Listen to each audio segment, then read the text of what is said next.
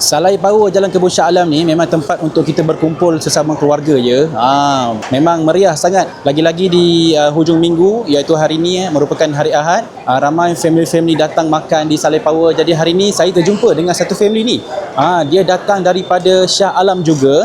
Jadi kita nak tengok sikit. Ramai ya hari ni makan di sini. Assalamualaikum semua.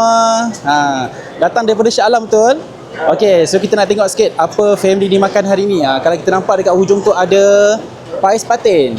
Pais patin, and then ada juga ayam goreng bawang. Cik ni peminat patin masak tempoyak. Okay, and then juga bendi sambal. Bendi sambal. Ada juga ayam goreng bawang. And then ada ulam-ulam sikit. Okay, abang ni pun ada daging salai. Okay, memang semua ni peminat salai lah.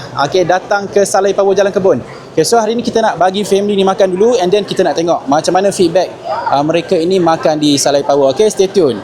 A few moments later. Rosnani binti Haji Ahmad daripada Section 11 Shah Alam. Memang sedap lah. Memang power lah. Memang power lah. And then harga pun berpatutan lah. Bendi pun sedap lah. Bendi dia sedap. Bendi sedap. Memang sangat sedap.